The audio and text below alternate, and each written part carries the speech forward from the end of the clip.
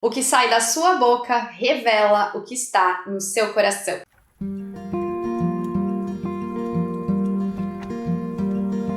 Olá, eu sou a Dani Cadori, eu sou teóloga, escritora, design de moda e também criadora do Ministério Online Vem e Vamos, onde eu ensino e compartilho a palavra com diversas mulheres. E aqui no YouTube eu estou fazendo a mesma coisa e nesse momento em especial em relação ao Sermão do Monte, onde nós estamos olhando o Sermão do Monte com atenção através de uma série de 18 vídeos. Esse é o quarto vídeo, se você ainda não viu os primeiros, eu te convido a quando terminar de assistir esse vídeo ir assistir os outros 4 vídeos para que você consiga compreender com mais profundidade o significado do Sermão do Monte. E no vídeo de hoje nós falaremos sobre a passagem que Jesus trata sobre o homicídio. E muitas vezes nós podemos correr o risco de olhar para essa passagem como algo que não tem muita relação com a nossa vida. Afinal, eu acredito que se você está aqui vendo esse vídeo, não passa pela sua cabeça cometer homicídio. Mas é bem provável que ao estudar essa passagem, você perceba que muitas vezes você fez isso no seu coração e contra o seu irmão. E como nós já vimos nos vídeos anteriores, no Sermão do Monte, Jesus está retratando como os cidadãos do reino dos céus devem viver aqui na terra. Ele inicia falando sobre as bem-aventuranças, depois ele fala sobre ser sal e luz e a relação com a lei. E essa passagem onde Jesus começa de fato a explicar de uma maneira mais ativa, mais direta, pode parecer uma ruptura muito grande com aquilo que Jesus estava ensinando anteriormente, mas na verdade não é. O que Jesus começa a fazer aqui é ensinar de maneira detalhada e específica aquilo que ele falou anteriormente sobre a lei. Agora ele começa, de fato, a dar a interpretação correta da lei. Por isso que ele fala sobre o não matarás, que fazia parte da Torá, e é exatamente sobre isso que a gente vai ver hoje. Jesus está, nesse trecho que nós vamos estudar, falando e dando a verdadeira interpretação sobre o que significa não matar alguém. E nesse ensino, Jesus mostra que a sua justiça, ela era muito maior do que a justiça que os fariseus ensinavam na época. Porque eles, de fato, compreendiam não matarás como algo somente físico, como algo que acontecia no exterior, como uma ação. E ao longo do texto, Jesus vai nos mostrando que o não matar também está muito relacionado com aquilo que acontece no nosso interior. Ou melhor, o que está no nosso interior é que nos levaria a chegar ao ponto de matar. E também fazendo isso de outras maneiras ao longo da nossa vida, não somente atentando fisicamente contra o corpo do outro, mas muitas vezes contra a moral do outro, e muitas vezes também matando o outro no nosso interior. E perante Jesus, esses pecados possuem a mesma raiz, que é a ira. Portanto, o não matar, ele não é algo aplicado somente ao corpo físico de alguém, somente um atentado contra a vida da outra pessoa, mas com a maneira que nós lidamos com o nosso irmão dentro do nosso coração. É por isso que nós devemos compreender que os nossos pensamentos, aquilo que acontece no nosso interior, para Deus de fato importa. Muitas vezes nós somos tentados realmente a viver preocupados com o nosso exterior, com as nossas ações, com a maneira que nós vivemos, com a maneira que o outro nos vê. E nós esquecemos que o Deus que tudo vê também conhece o nosso coração, conhece as nossas intenções. E Ele não nos chama a viver conforme a sua palavra somente fisicamente, exteriormente. Ele nos chama a viver conforme a sua palavra interiormente e viver conforme a palavra de Deus, vivendo cheio do Espírito Santo de Deus no nosso interior. Isso refletirá nas nossas ações. É por isso que na época que Jesus falou essas palavras, o seu discurso era tão impactante. As pessoas viviam constantemente preocupadas com o seu exterior, com as leis exteriores, e aquilo que era interior acabava ficando em segundo plano e muitas vezes esquecido. E isso também é algo atual. Nós temos que viver cuidando para que a gente não passe a maior parte do nosso tempo nos preocupando como o outro nos verá com as nossas atitudes exteriores e nos esquecendo de viver interiormente para a honra e glória do Senhor. E nessa passagem, Jesus então nos diz que o problema inicia na nossa vida antes de matar, antes do homicídio. O problema inicia no ódio, na ira, que muitas vezes acaba sendo cultivada no coração das pessoas. Então nós temos que viver atentos com aquilo que nós cultivamos no nosso coração, não somente preocupados com o exterior, que sim, deve ser algo que nós nos preocupamos, afinal é importante também ter atitudes condizentes com a palavra, mas focando o nosso olhar para aquilo que motivará as nossas atitudes aqui na Terra. Então, dito tudo isso, vamos para a Bíblia. Hoje eu tô com a minha Bíblia, que como vocês podem ver, eu tentei pintar, não deu certo, tirei a pintura, não está bonita, mas vamos lá, vamos ler Mateus 5, 21 e 22 e depois a gente vai lendo as outras partes. E diz assim: vocês ouviram o que foi dito aos seus antepassados, não matarás, e quem matar estará sujeito a julgamento. Mas eu lhes digo que qualquer que se irar contra o seu irmão estará sujeito a julgamento. Também qualquer que disser a seu irmão, racá, será levado ao tribunal. Qualquer que disser louco, corre o risco de ir para o fogo do inferno.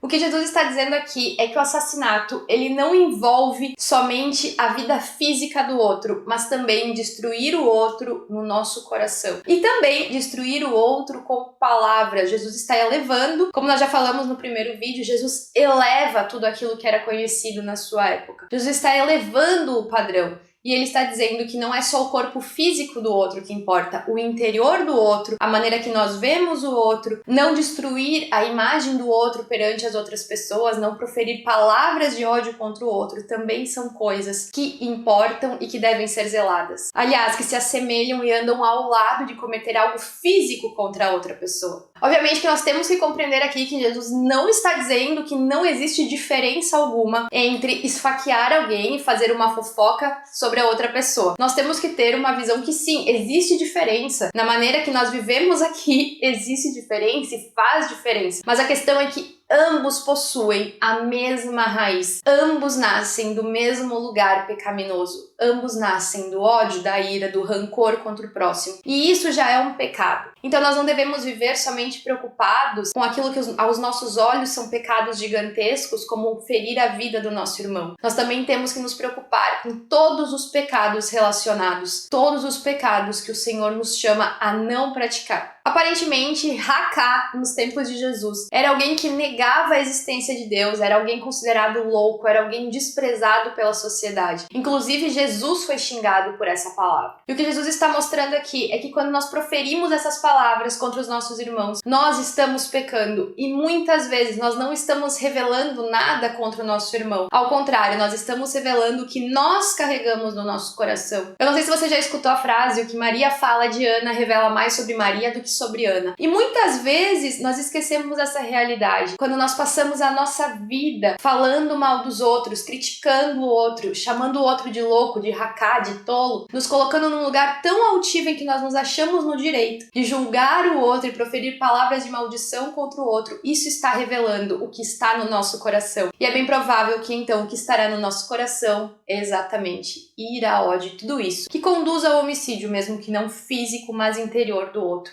em nós mesmos. E agora algo importante para que a gente pense é se quantas vezes na nossa vida, principalmente online, porque eu acho que a gente acaba tendo mais coragem virtualmente, nós não fizemos isso com os irmãos que não pensam igual a nós, com as pessoas que não concordam conosco. Quantas vezes nós não proferimos uma série de palavras de ódio, sem nos darmos conta que essas palavras que nós estamos falando no final do dia pesam para nossa própria condenação. Quantas vezes nós não falamos coisas que nós não devemos falar, nós não matamos os nossos irmãos, simplesmente por nós não conseguirmos lidar com a opinião do outro. E novamente, isso também surge de um lugar altivo, onde nós pensamos que a nossa opinião é a única que importa, a nossa opinião é a única que deve ser ponderada e considerada. Isso não significa que nós não podemos discordar, que nós não podemos até mesmo debater, mas que existem limites que não devem ser ultrapassados. Nós devemos, sim, expor a nossa opinião, nós devemos sim dialogar, mas o diálogo só existe onde existe respeito. Quando nós começamos a proferir palavras condenatórias contra o outro, quando a gente não tem essa permissão, quando nós começamos a proferir palavras de ódio, isso vai estar mais revelando o que está no nosso coração do que o outro. Então é muito importante que a gente passe por essa terra prezando pelo diálogo, prezando muitas vezes por um debate santo, mas não ultrapassando limites que ferem o nosso irmão, que ferem o outro. Porque Jesus está falando exatamente sobre isso nesse texto. Nós precisamos compreender aqui que a ira que Jesus está falando nesse texto, nessa parte, não é uma ira justa, uma ira contra o pecado, porque existem situações em que sim, a ira faz parte. Quando nós vemos alguém cometer algo extremamente maldoso contra uma criança, uma violência, nós iremos nos irar contra o pecado dessa pessoa, isso é uma ira justa. Jesus está falando aqui sobre a ira alimentada no nosso coração, sobre a ira maligna, sobre a ira que não deveria existir, que não existe motivo para existir, que não existe razão e circunstância, mas mesmo assim ela é alimentada e mantida em nosso coração. Então é muito importante que a gente compreenda que existe a diferença, sim. Não é nosso chamado fechar os olhos para os erros dos outros e fingir que o outro não está pecando e não está fazendo algo ruim. É normal que diante de um pecado do outro nós vamos nos irar, principalmente quando ele fere outras pessoas, mas isso é uma ira justa, diferente de uma ira alimentada por nós mesmos, regada pela vaidade, regada pelo ego, regada pelo desejo de estar sempre certo certo, ter razão, ou seja lá o que for.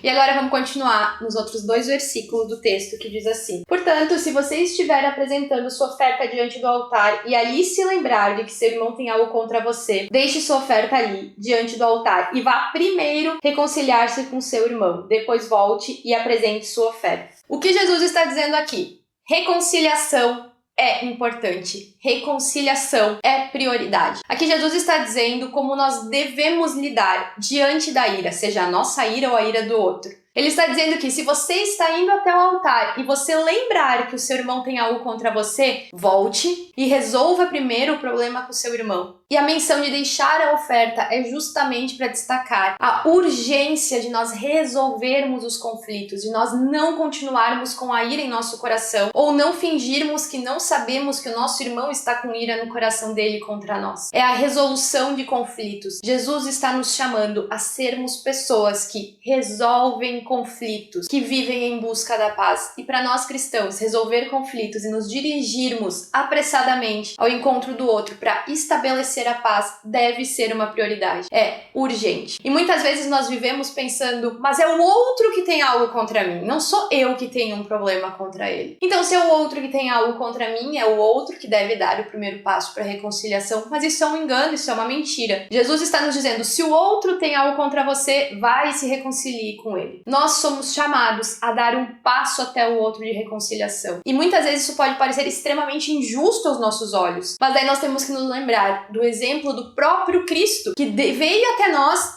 para que a gente tivesse reconciliação com o Senhor. Para nos reconciliar sem que nós nada merecêssemos.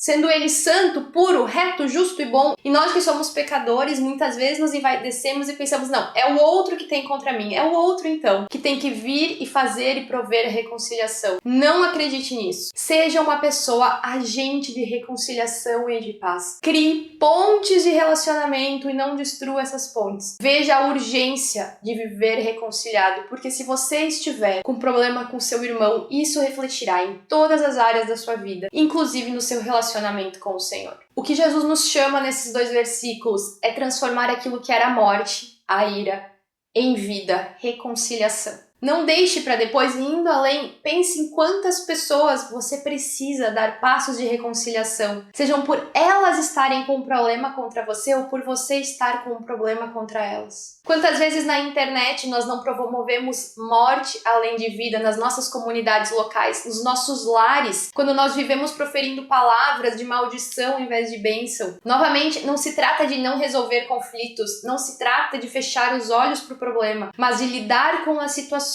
como a palavra nos ensina, com graça, verdade e amor. E a verdade muitas vezes é dura, mas ela não é ofensiva, mas ela não destrói o outro e ela também não é construída sobre a ira. Caminhando para o fim, Jesus continua falando sobre conflitos e ele diz assim: entre em acordo depressa com o seu adversário que pretende levá-lo ao tribunal. Faça isso enquanto ainda estiver com ele a caminho, pois caso contrário, ele poderá entregá-lo ao juiz e o juiz ao guarda e você poderá ser jogado na prisão.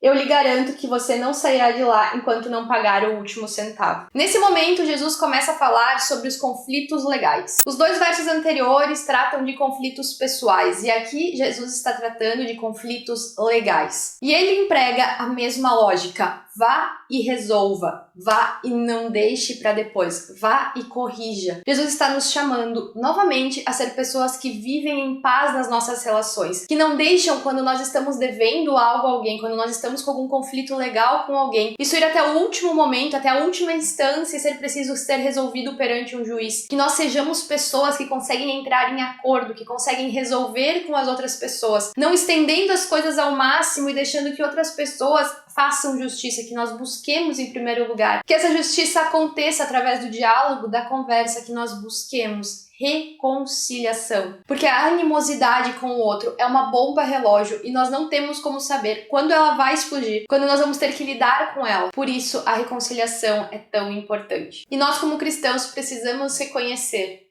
quem é a outra pessoa.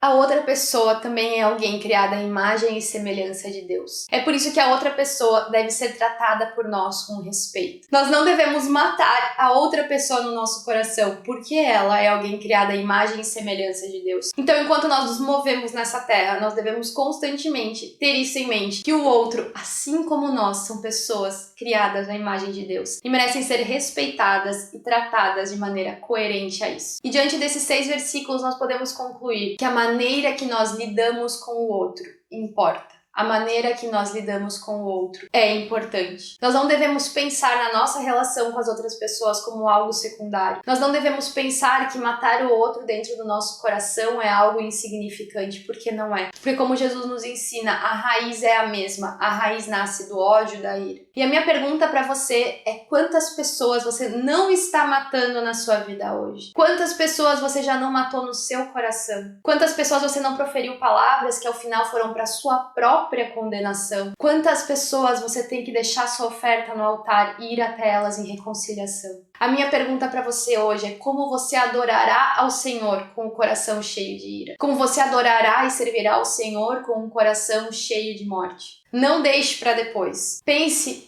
e reflita. Quais são as pessoas que você deve ir até elas e se reconciliar? Quais são as ações que você deve mudar na sua vida para que você seja uma pessoa que viva cultivando vida e não morte? Não deixe para amanhã, o próprio Cristo nos mostra a urgência da reconciliação. E não viva matando pessoas em seu coração, mas viva levando vida para as pessoas, mesmo aquelas que aos seus olhos não merecem. Nós também não merecemos a vida que Cristo nos deu. Esse foi o vídeo de hoje. Se você assistiu até aqui, não deixe de deixar o seu like, curtir, compartilhar, comentar, porque assim você me ajuda a continuar produzindo conteúdo aqui na internet. E no próximo vídeo da nossa série de vídeos sobre o Sermão do Monte, nós falaremos sobre o adultério. E tá muito especial o conteúdo, então te encontro no próximo vídeo. Tchau!